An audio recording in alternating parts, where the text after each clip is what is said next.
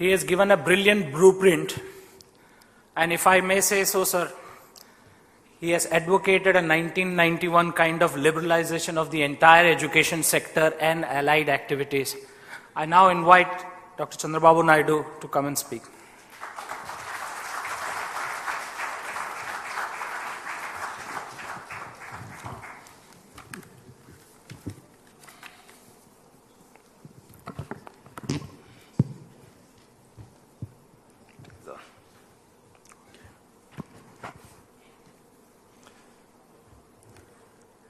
Distinguished dignitaries on the dais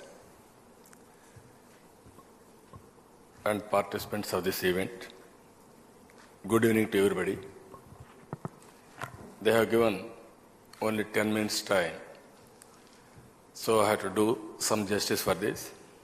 It is a very interesting subject, brain drain, how to reverse it. This question, today I am talking. When I was CM, I used to go to so many countries and also so many cities. At that time, every time, people used to ask me, what is the remedy for brain drain? Then I told them, this is a usual practice as of now. It is a brain drain. Day will come, there will be brain gain. That is what is happening in India today, according to me. So many NRIs, they are coming now. They are investing in a big way. They are also setting up industries, even education institutions, even so much of investment. First of all of us has to analyze why this brain drain is happening. Even our friend Arun Shauri has rightly mentioned, we have to compare our education system and also other universities, best universities in the world.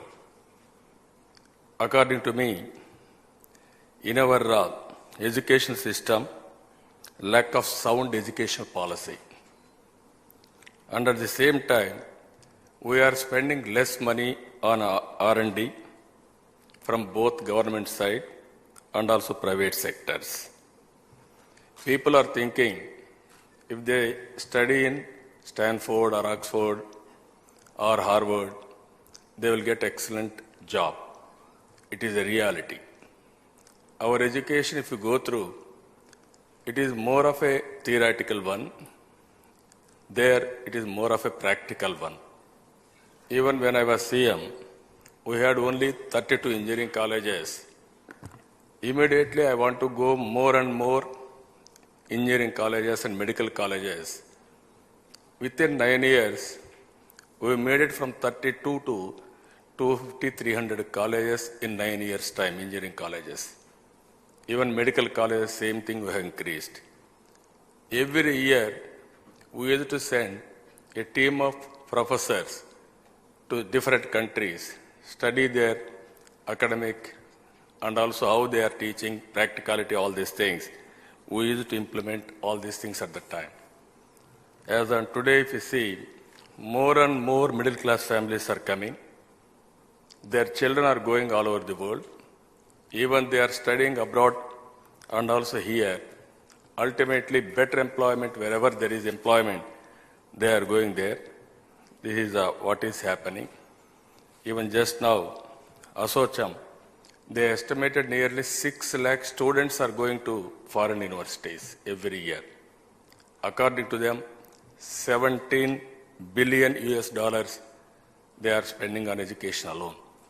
Different sources are saying differently. Ultimately, 21st century, this is very clear, this century belongs to knowledge society. We don't have any doubt about it. Even if you see the demographic dividend, this is very important for India. Even ILO estimates by 2020, 16 crore workers will be in the age group of 20-24 years. Nowhere, even in that age group, if you see India, around 29 years average age. If you compare other countries, China will be 37, USA will be 40, Europe will be 47, Japan will be 46. This is the best advantage we are having. Even all dignitaries are here.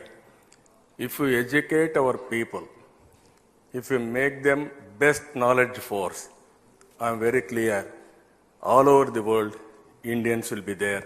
They will do extremely good job. Not only India, they can serve all over the world. That is the strength of India in future. Even if you go through, when we promoted information technology, at that time, I used to say, Indians are not inferior, and also we are having excellent knowledge. Only the problem, we are unable to provide good education for our children. And at the same time, we started so many engineering colleges. I promoted marketing all over the world. I used to say, all over the world, every 4 engineers in information technology, 1 is from India. And at the same time, among Indians, for every 4, 1 is from Andhra Pradesh at that time. That is how we promoted information technology in a big way. At one time, America banned visas for Indians on information technology because of job opportunities.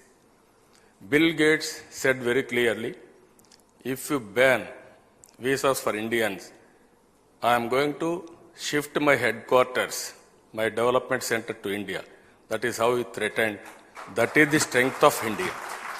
That is how we are going in a big way. So here, the question is, how we are going to improve our human resource development is very important. We have to spend more money on education. Just now, Arun Shauri has rightly mentioned, there are private education. Even in America, all institutions, best institutions in America are endowment. Even Stanford, Harvard, you name anything. Because of good tax policy and also culture of donating, and ultimately they build best universities there. That policy has to come in India. As on today in India, there are government colleges, IITs are very good. Even in private, recently we are seeing so many colleges are here, managements are here. They are doing very well. They are all, some universities are deemed universities, they are doing very well. This endowment has to come in a big way in India, then that advantage will be there. Education is very key for 21st century to eradicate poverty, and also it is an instrument for social mobility. And at the same time, if you see brain drain and brain gain, Vedanta Hospital, Apollo Hospital, even Global, so many people, they came back. They are investing in a big way. That is how brain gain has taken place. In recently, if you see, even remittances from NRIs, it is a very interesting experiment. I am seeing in villages. Recently, I visited my native place, small village. For every house, one person is working outside. They are sending money to their parents. They are improving their houses, modernized their houses, and also renovated their houses. They are sending money. With that money, parents are happily living in the village. There is a new atmosphere in the village because their children are working somewhere. They are sending money to the parents. That is how living standards in the village are improving. That is also one impact. Finally, if you see, education, we are all here. Education is having so many advantages, and at the same time, we are losing some values also. India, it is very interesting, family life, and also values in the society. Even in America, broken family lives, they are having so many problems. Slowly, because of India, youngsters are thinking some selfish values also. Recently, I am watching double income, no kids. This is the attitude of youngsters. This is much more dangerous also. So we have to think in that direction. how to keep our values, how to look after our aged parents, and also values how to protect. This is very important. Just now, as rightly Arun Shourie has mentioned, always for a country, Prime Minister is very important. And at the same time for a state, Chief Minister is very important. For a district magistrate is very important. For education, Vice Chancellor is very important for any institution. And at the same time, principal is very important for a college. Headmaster is very important for a school. If all three are very good institutions, we can produce excellent human resources. All three, Prime Minister and Chief Minister and district magistrates are very good, country will develop. This is where we have to think in that direction. Everything is possible. India is a great nation. I don't have any doubt about it.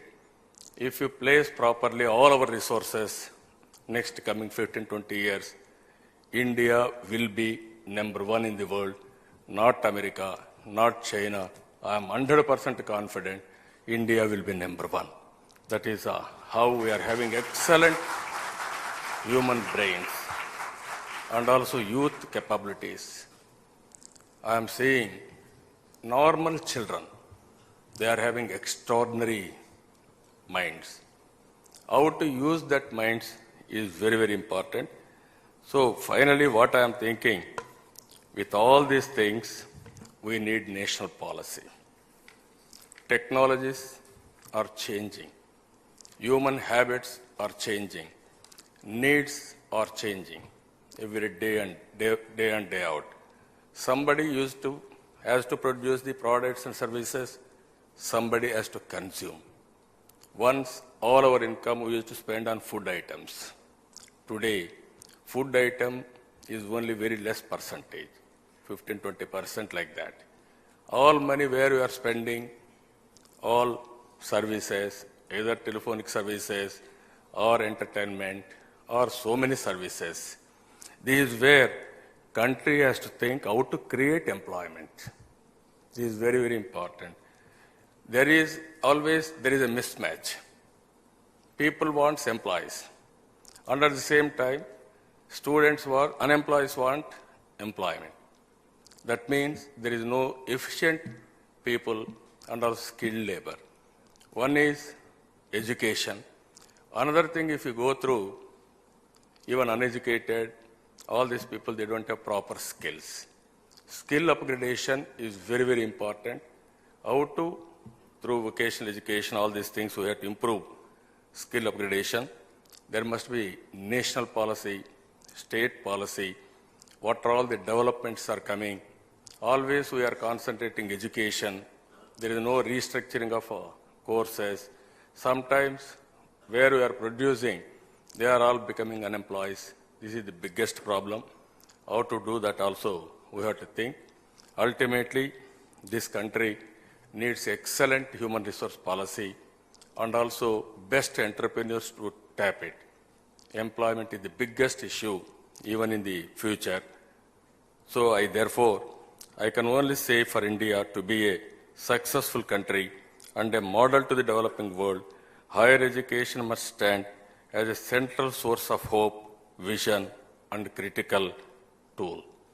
Then everything is possible. We need not, according to me, we need not bother about brain drain. We have to bother about excellent environment to be created for education policies and also development. Automatically, India is good for better living standards, better environment to live. Even all those who are all over the world will happily come to India. That is going to happen. Even China has done, even Israel has done. Even Israel, people are sending money, they are coming and also they are staying. That is how they are contributing for their country's development. So all intellectual brains are here. I am very happy. India is having bright future. Even our people, once I used to see, whenever I used to go, America and other countries, there are less number of Indians. Today, if you go to any airport, so many Indians are traveling all over the world. That is a good thing in one way, and at the same time, all their energies we have to bring back for our national development. So I am very happy to participate here. It is going to happen in the near future. In that direction, all of us has to work. With this, I am thanking all of you. Thank you, Ananda.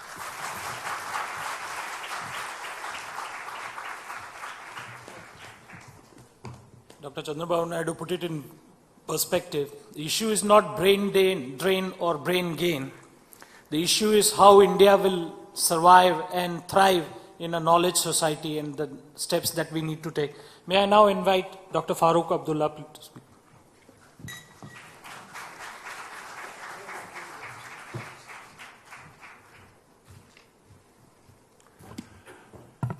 Friends at the dais, ladies and gentlemen, brain drain.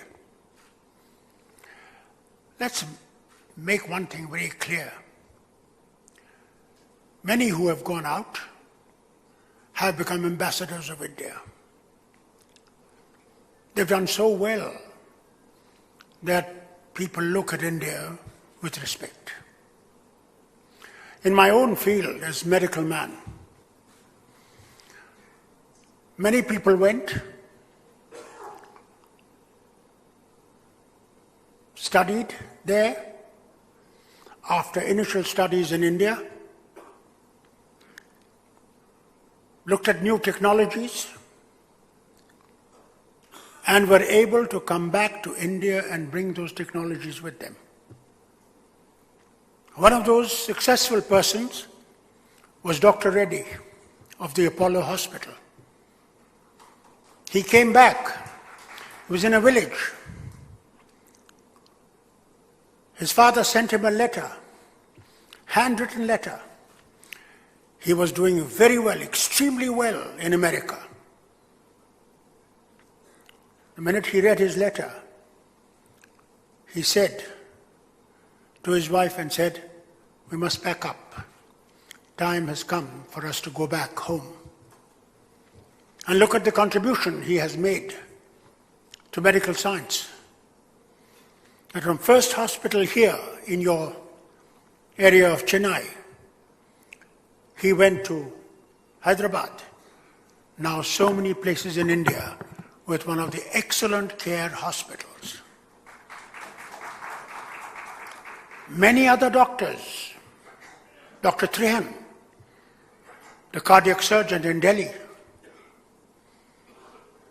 I remember I was Member Parliament in 1980, and his father came to see me because the house they had given on rent, the man wouldn't leave that home, and he had industry in Jammu and wanted me to help him by getting my father to put pressure on him to leave the house so that Dr. Trihan could come back, start his practice in India. Today, that Dr. Trihan has the largest hospital in Delhi and does yeoman service to people. Our problem is, this is a democracy. And the tragedy in democracy are that I and Chandrababu and Pallabraju are temporary people. Bureaucrats are permanent till the age of 60. How good you may be, the dispensation is done by the bureaucrats, by the, as you said yourself, by the collector and others.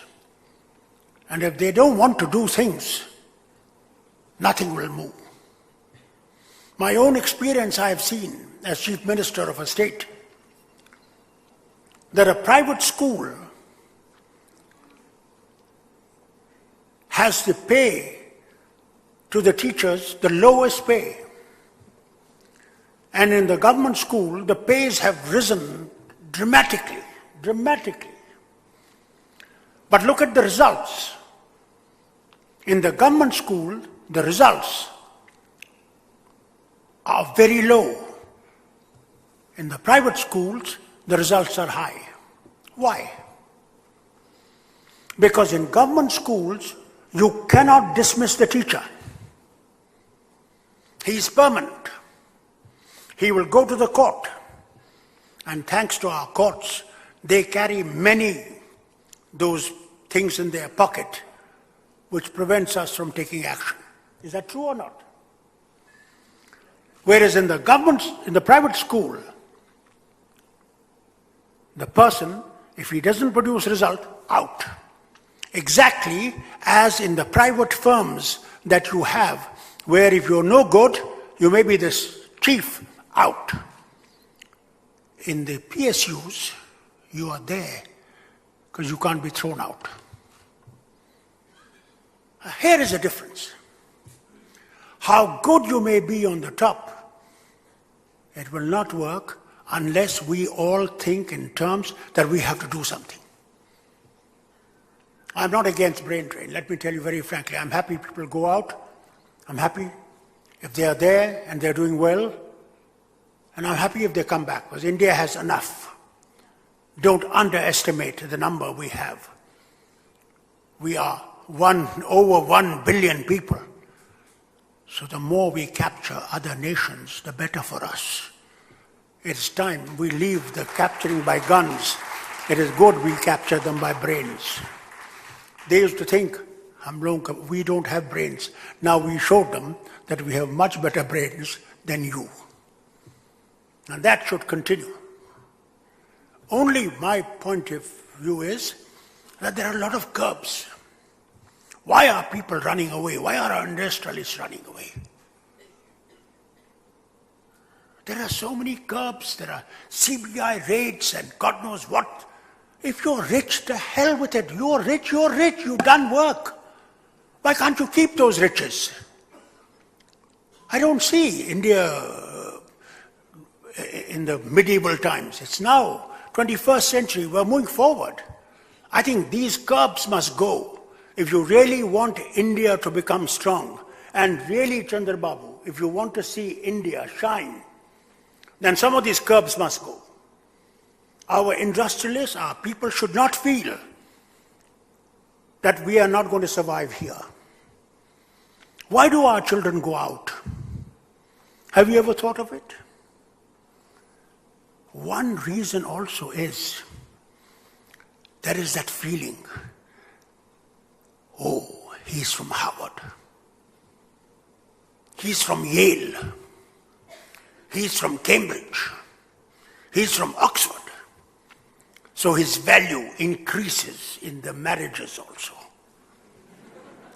Don't forget that part of it. That is also very much in Indian mind. How much we might put curbs on dowry, the dowry is still given. So this feeling that those institutions may not be as good, but the feeling that you've got that stamp is more important than what you have learnt. You may go to Yale, do nothing, but have the stamp of Yale, good enough. That is also something we must change. We must make our universities feel that they are far greater than Yale, Oxford, Cambridge, or Harvard. When you think of our children going for other things like commerce, then you start thinking, oh, Kellogg's, Harvard. In Philadelphia, they have Wharton.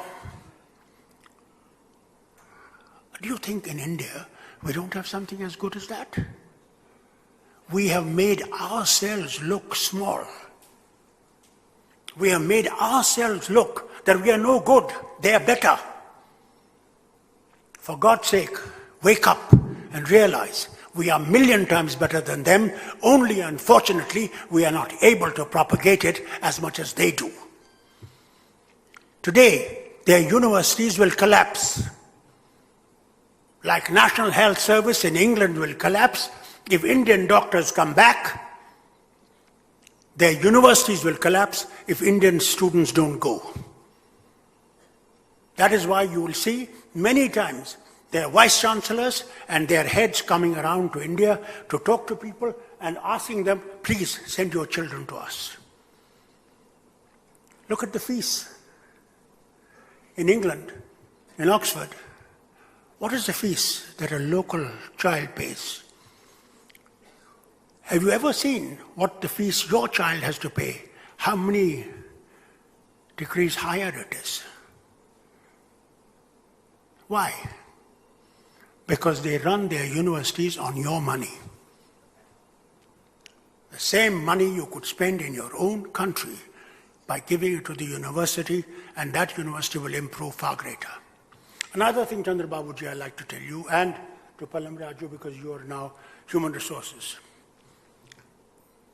There was a time in India when teacher was supposed to be the highest honor one could have. After independence, what happened? They say, have you not even become a teacher? Not to speak of Chaprasi, have you not even become a teacher? That means the teacher's level, we brought to the level that even third-raters were appointed teachers. That destroyed our education system.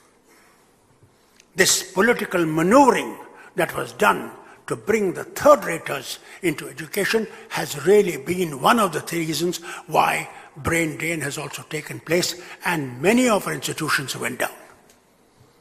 So we have to improve if we want to save this nation from further degradation.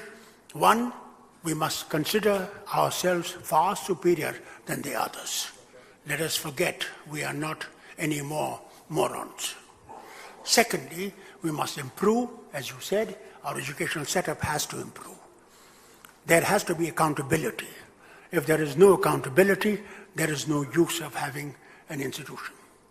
Now, here I'd like to tell you, there are many of our institutions where the heads are not even appointed. It takes a long time to appoint a head of the institution. Like I'll tell you, Jamia Millia in Delhi does not have a vice-chancellor. After the vice-chancellor shifted and became the lieutenant governor, there is no vice-chancellor. Now, why this delay? This also sometimes puts the question mark that we are not able to take decisions. Decisions must be taken. How wrong at times we might take, but at least you take that decision. And that is where it matters. And I must say to the people who organized this conference, it's high time we realize that we all must move together. We must think together, how do we get out of that mind that, oh, we are no good, that there is something which is missing. There's nothing missing. Our children will come back. They will come back with much better knowledge, much better understanding. And the biggest thing is you see the world. You're not in the cubbyhole. You see how world acts. And you realize what world is all about. India has a bright future. Definitely bright future. It may have a little turbulent time after the election, but I'm quite confident that India is on the move. We will finally, we will win the battle, and India will become one of the greatest nations, not because of its army, not because of its air force, not because of its navy, but because of its brains. India has the brains, and you should be proud of those brains.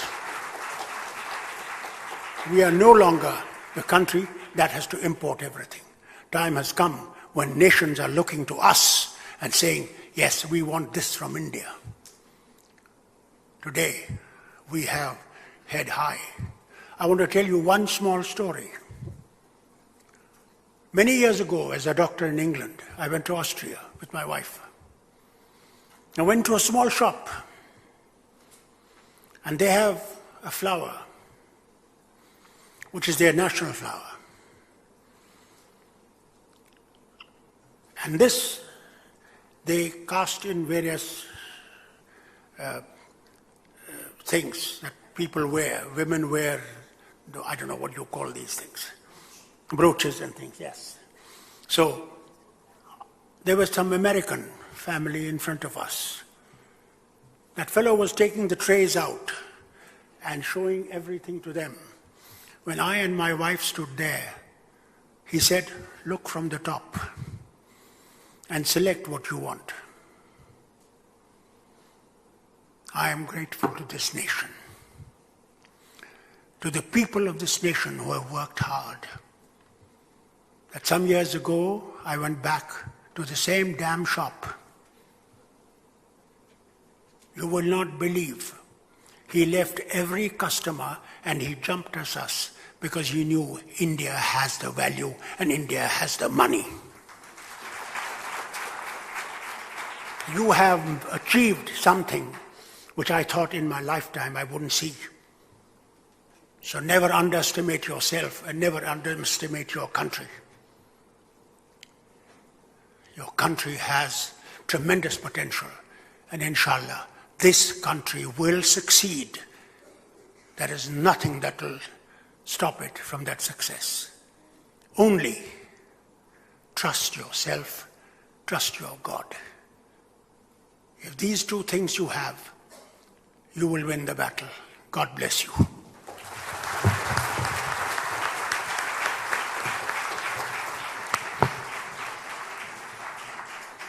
Stirring and straight from the heart, as usual, Dr. Abdullah. Mr. Palamraju, Mr. Shauri, Dr. Chandrababu Naidu, and Dr. Farooq Abdullah raised a lot of issues. India produces nearly 11 million people ready for the job market every year. India has issues right from primary education system to the highest stages. There seems to be clear awareness in the political system that we have problems. There's discussion about solutions is there. Perhaps, as Dr. Farooq Abdullah said, the permanent government is the hurdle. Perhaps it is not. Perhaps the private sector can give solutions, perhaps it can't. The issues that confront the young Indians, why do they go abroad to study? Is because of the quality issues, because of the capacity issues? Why is it that education is a closed sector in India? There has been a debate right from 2004 about opening up education for foreign universities. I don't think any of our people here, Shastra University Vice Chancellor, they are not afraid of competition.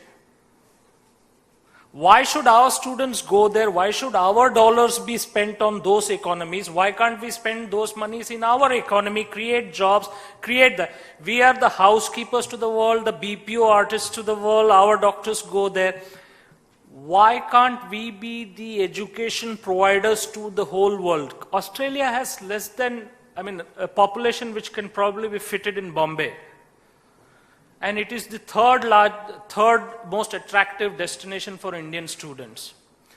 So what is stopping the opening up of education? And a more critical thing, this is hosted by the New Indian Express, it's a newspaper, so I am going to try and dig some quote out of you which will make news tomorrow.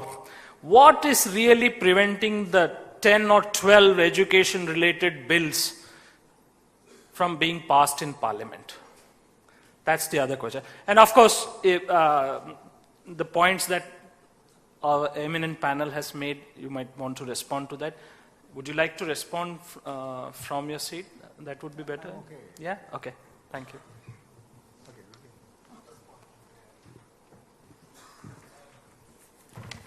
Good evening, ladies and gentlemen, my distinguished colleagues on the dais and all the participants who've been here since morning. I think it's a very good topic to be discussing today, and I'm glad that a proper perspective on the state of affairs in the country has been highlighted by all the three eminent speakers who've spoken before me.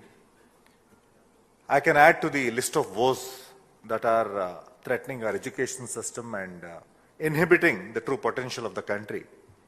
But I think it's time to find solutions, and I think that's what this conclave, is serving the purpose. I want to talk about a couple of things I want to, first of all, want to respond to what Mr. Arun Shauri had said about us living in denial on the true state of affairs. I think as a nation, I don't think we want to live either in denial nor in dismay. And we have to rise to face the challenges and the imminent need to educate and skill our society. I think that's the imperative need. And I think there are no two opinions about it.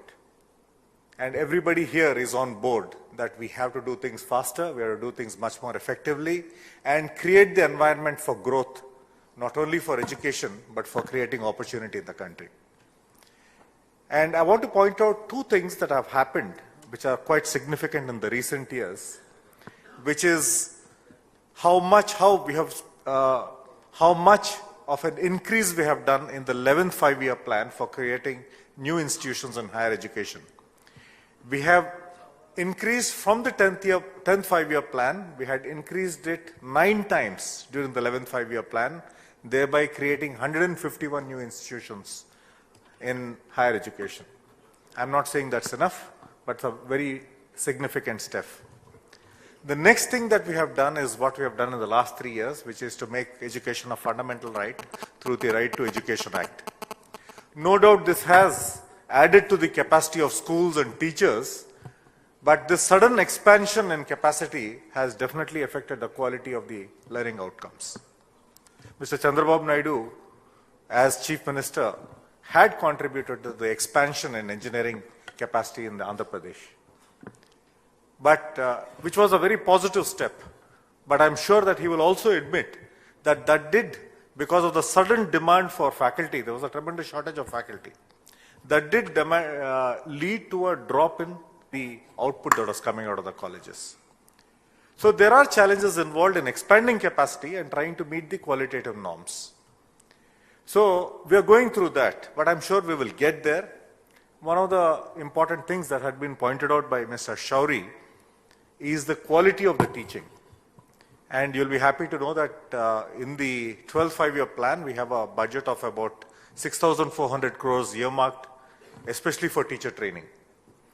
Similarly, for bringing the focus of onto quality, we have the RUSA scheme, whereby we incentivize states for bringing about academic, administrative, and governance reforms in their whole educational structure.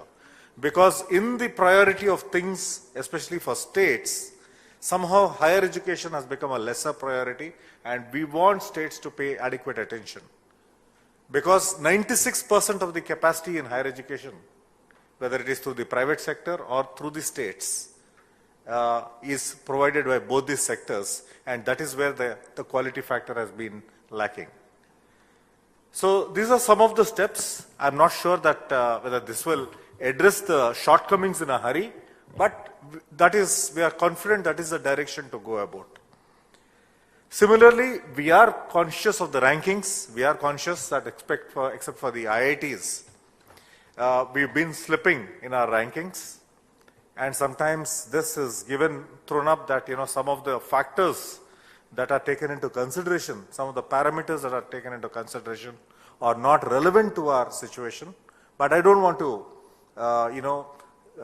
live in that denial. Let's face it, we have to have qualitative faculty. We have to have qualitative articles that will be published in credible journals, which would be quoted again in credible publications. This is what we seek of the output that's coming out of our universities. So it's not easy. We have to work on it. Mr. Chandrababu Naidu did also point out another important factor, which is that we are not spending enough on R&D. As a percentage, it's only about a little close to about 1%.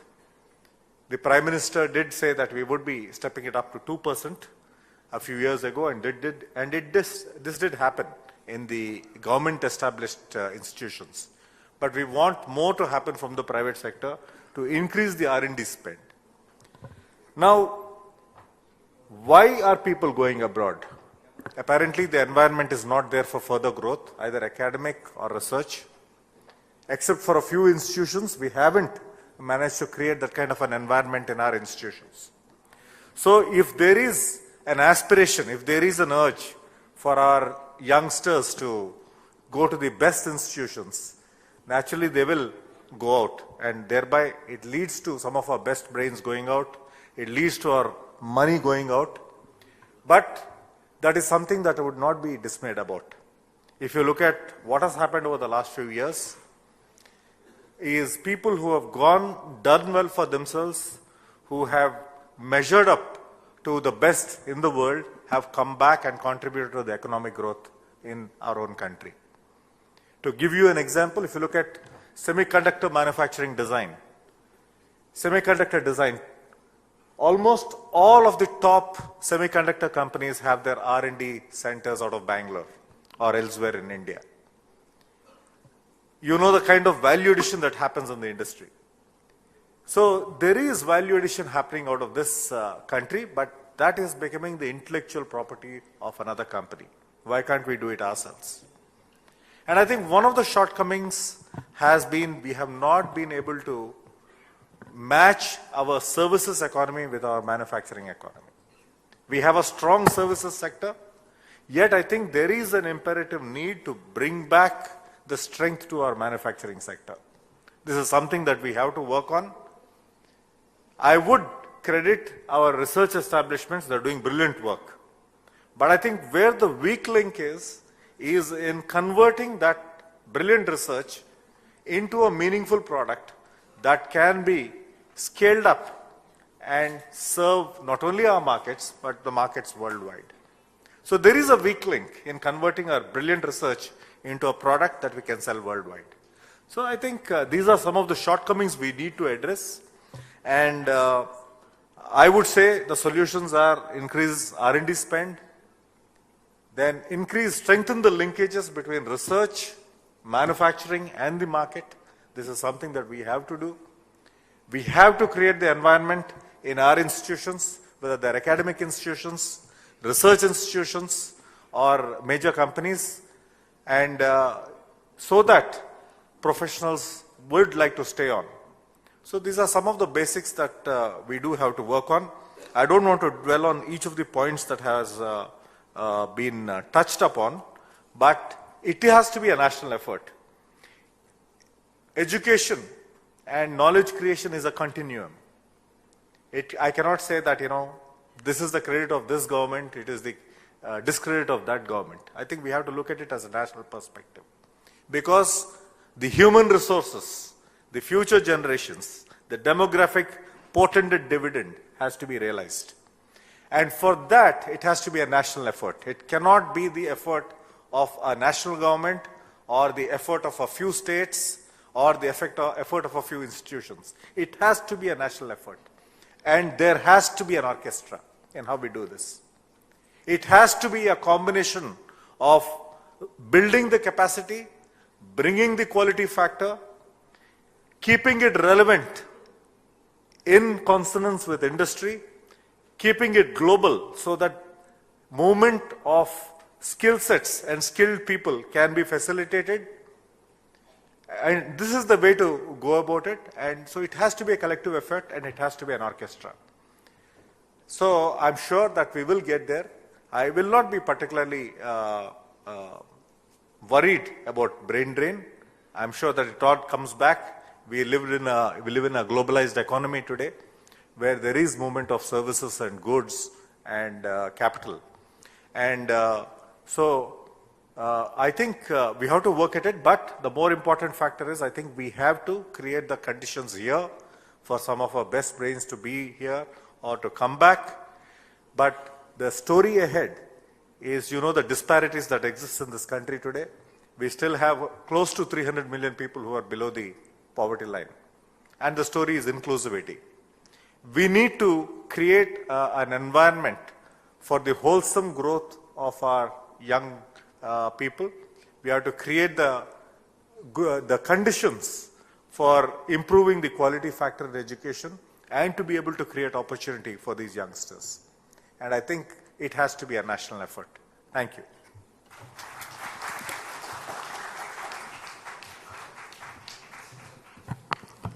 Thank you, Mr. Minister. You didn't, though, answer two of the questions. Sorry. I wanted to know your view on foreign universities in India. Is there a view? And why do education bills get such short shrift in Parliament? Why do they pen? I mean, some of the bills are pending from 2005, 2006. I know there is, within the Congress party and in the UPA, there is a saying that we have some good ministers, but they came in too late. And your name is being mentioned among them. Some of them believe that if you had come in 2004, 2005, as a young minister, you would have looked at this landscape very differently. So, before I open the floor to questions from the audience, is there a view on foreign investment? I mean, why are foreign universities often discussed, not pushed further? And why do bills get stalled like this? Is it because a large number of politicians are also e-barons? I think you have both the question and the answer. I'm sorry I missed out on that thing that I was supposed to reply on. The government is keen on creating the capacity, and I think one of the fastest ways of creating capacity is to encourage some of the top universities abroad to come and set up the capacity within the country. And there is a legislation that is pending in Parliament. For various reasons, it hasn't gone through. But we have realized that within the existing powers of the UGC Act, there is a provision for allowing foreign universities to set up a campus in India. And that we have formulated that, and it has gone for the opinion of the Law Ministry.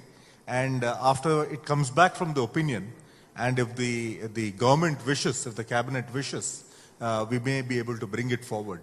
But it all depends on time. But the only objective is to create that additional capacity and qualitative capacity through the best institutions worldwide. Thank you. I'm opening the floor for questions. Please raise your hand, identify yourselves, find a mic near you.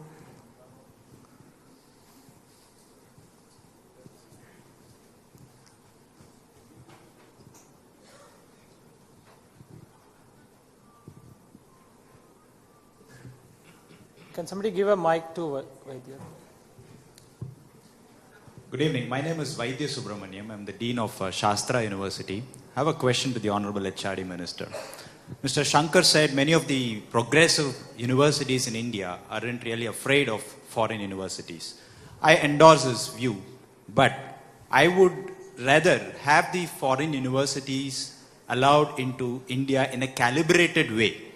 That first allow them for doctoral programs and postgraduate education, because that's where we need a lot of quality, not in the regular undergraduate education, which anyway there are some good institutions in the country. That's my suggestion. The question, however, is you clearly mentioned the need for a linkage between research, manufacturing and market. And the first step is research. Now in that first important step of research, why should there be a discrimination between public institutions and private institutions? At least for the purpose of research, let the funding be based on a competitive way than just on the character of the institution. I totally agree with you that there should not be any discrimination in funding research. And I think there are norms set out, and funding is given according to the quality and the credibility of the proposal. And you are seeing the trend in that way, and you will see the trend in that way.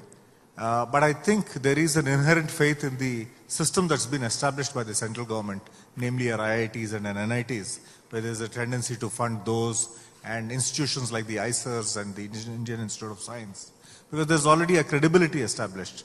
But I'm sure that if there are private universities that prove their credentials, the government would be happy to fund projects. Good evening, panel members. We all know that by 2020, Indian average age would be just 29 when you compare with Japan, US or China. But the main reason for this brain drain is There is no Question. inspiration for the youngsters in this country. You can't reverse the brain drain by policies or rules. You can reverse the brain drain only through inspiration. And there is no inspiration for these youngsters in this country. There is no faith for the youngsters in this country. How the political system or political platform can bring back the inspiration. So there is a lack of inspiration. So there is no inspiration. This is the truth. So how the political parties or politicians can bring back that? That's my question. I'm actually quite disappointed that you said that there's no inspiration in this country, because there are quite a few success stories if you look around. I think we have one of the most successful space programs in the world. We have one of the most successful atomic energy programs in the world. And there are quite a lot of things. But somehow I think there is an atmosphere of pessimism somehow in the youngsters. And I think that is arising out of the mismatch in your aspirations and the opportunities that are coming about. And when it comes to creating employable opportunities, the industry feels there's a mismatch in our education and what the industry needs. So that is what we are trying to bridge. Please do not be dismayed. I'm sure that, with our collective efforts, we will be able to create a level playing field. I want, Yes, I want to add for his remarks. As a matter of fact, as you rightly mentioned, Indian average age by 2020, 29 years. Whereas China, 37 years. America, 40, even Japan, 47 years. That means we are having excellent advantage on demographic grounds.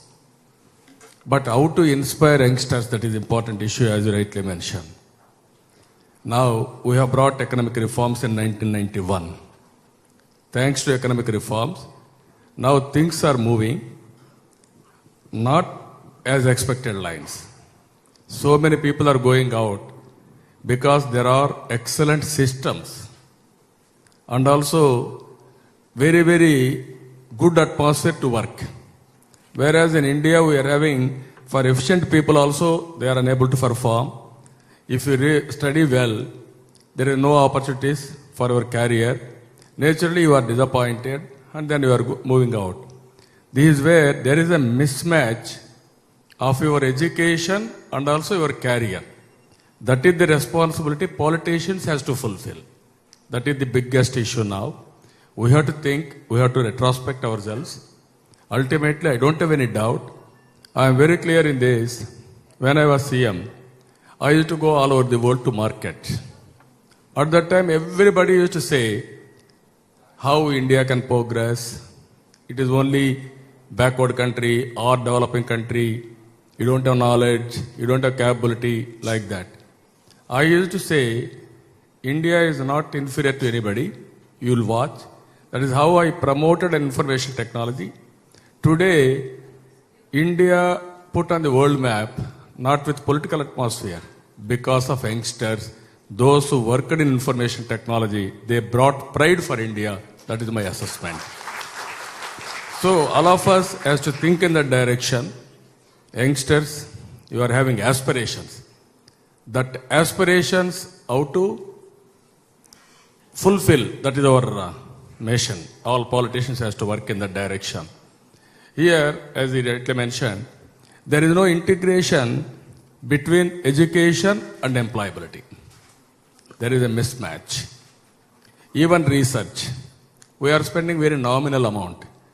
We are doing all job works, as a matter of fact, all innovations, all creativity, all new things are coming from America, not from India. That is the biggest challenge. This type of seminar we have to discuss. For all these things, good climate we have to create. There are economic reforms we have brought, no fiscal reforms, corruption is at the peak, people are disappointed. Even there is no judicial reforms, administrative reforms. Our leader has rightly mentioned, even because of lack of accountability, lack of transparency, lack of so many things, we are suffering. This is where, along with economic reforms, we have to bring other reforms, then we have to improve efficiency. Then I am very clear, 2020 future is for India, not for America, not for China, not for Japan. This is a reality. If we produce results, our youngsters will inspire. We have to give a helping hand for them.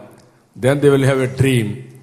If you fulfill that dream, then they will do wonders. That is where we are now. I entirely agree with you. There is a lack of inspiration. There is disappointment. We have to inspire you. That will happen in future. That is what I am very clear. You know what Dr. Chandrababu Naidu said is so true. In the 70s and 80s, Japan transformed its image from a Me Too electronic manufacturer to original innovators. And through their success in automobile industries, they brought a new brand image. More than that has been achieved by Indian software sector, by Indian technologists who transformed the image of India from a country of snakes and ladders and rope tricks to a country which can code success. So I think a big round of applause to all those youngsters who sort of have transformed the brand India image. Sir, may I say that we need not end on such a dismal note, because I am the Dean and Director of Padma Seshadri group of schools, and I find a lot of NRIs, non-resident Indians who are USA, are coming back to India again and again, and the pressure for admission for their children in schools like ours is pretty high. I think that speaks well of our schools and our culture, because they realize that it's only money that they can make when they go abroad, and it's not the culture and the family ties and the bonding. And many of my own students have come back because their parents are growing old and they don't want to leave them or abandon them. I'm very proud to say that our Dean of Shastra University, Vaidhi Subramaniam, is a student of our school, and he has done a great job in building up that university. A lot of youngsters. What I am worried about are the RNIs, residential non-Indians. It's these people we have to be aware of and brainwash them to begin to think and be proud of the fact that they are Indians and not imitate the West and become cheap Indians. This is what we have to take note of. We have to work towards that, I feel. Yeah, the lady behind Not that. only in abroad, now after education, Indians are also changing in India. That is the problem. That also we have to protect our values in India. If you see, if you go to abroad, somehow Indians are very eager to protect our values. Yeah. Even in India, now after you are getting money, now we are drifting values. So this is where we have to protect in India and also outside our values. This is the whole problem, sir. Residential non-Indians are going on more to burger culture and pizza culture and are not able to appreciate. Even in Chennai, there is a pizza culture Yes, now. yes, it's very bad here. In Equally Chennai, bad. That's why Hyderabad, I even call there. them residential non-Indians. I think we have to first brainwash our own children to begin to take pride in our country. Just now, I think Sir Abdullah was saying about that, taking pride in the fact that you're an Indian. This brainwashing has to be done to our own children right from childhood. That is the motivation country has to be given Yes. by one and all. Everybody has to talk about it. Yeah. Thank you. The lady behind there. Excuse me. Excuse me. Excuse me. Excuse me. Excuse me. There's a lady behind. Please sit down. There's a lady with a mic. Please sit down. Yes, Sir, I'm from Hindupur, Andhra Pradesh. Sir. It is a very nice sign that we are starting a lot of training colleges for teachers, B.Ed colleges. It's a very nice signal.